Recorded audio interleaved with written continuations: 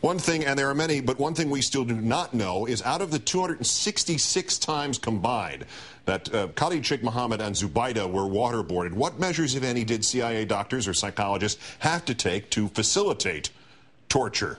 Did they vomit and aspirate it? The CIA put them on liquid diets to reduce the risk, but we don't know.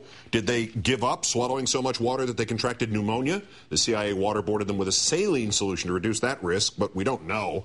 Did spasms of the larynx require tracheotomies? The CIA had the doctor and the tracheotomy kit on hand, but we don't know. Richard Benveniste served on the 9/11 Commission, is now the author of a new book, The Emperor's New Clothes, Exposing the Truth from Watergate to 9/11. Great, thanks for your time again tonight, sir. Thank you. What do we still need to know here, and how do we find it out? I think we need to know two things. We need to know the circumstances, as you began to discuss earlier, of the creation of these memos. Were these made to order? How much influence did political people in the administration have over these individuals who wrote the memos? What was done with them? How were they molded? In fact, did they evolve from one thing to the other? I think that's important to know. And secondly, and perhaps less importantly, we need to know whether, in fact, the assertion that these, quote, enhanced methods, which certainly involved torment and, in certain cases, torture, actually resulted in the production of intelligence that was otherwise unavailable. I think part of the problem here, we have competing facts that are coming out. It would be important to know the answer to this. Part of the problem is that the same people, or at least some of the same people, who, with a similar assurance, told us that Saddam Hussein and Iraq were behind the 9/11 attacks, are now saying with certain definiteness that these procedures led to important intelligence information.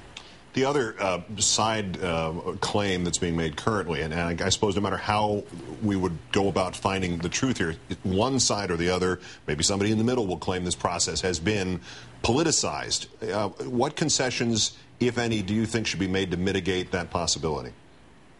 Well, I think expediency, and history teaches us that expediency is an equal opportunity and apolitical seductress. In its long-term effects, has always proved regrettable when our core values are involved.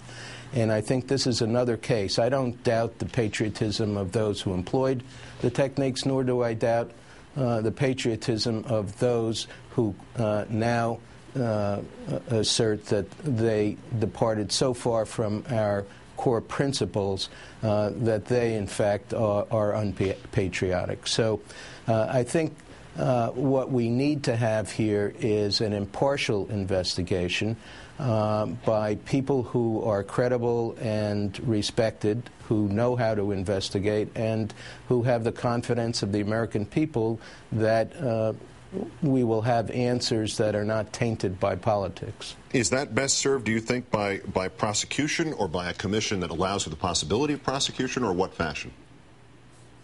Well, prosecution is the domain of the Justice Department. Investigation can be done through Congress, through special commissions, and otherwise. I think let's first get the facts and then make a determination about whether they warrant prosecution. Right now, I don't think we have enough facts.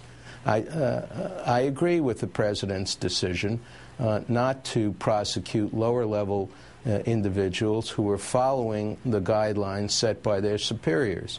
To the extent that individuals have gone well outside those guidelines, we've seen prosecutions. I think that is the proper standard. With respect to people at the top, that's another issue, and I think it should be explored, but based on a factual record, not on speculation. Richard Benveniste, the former member of the 9/11 Commission, we thank you for that, and we thank you for your time tonight, sir. Thank you, Keith.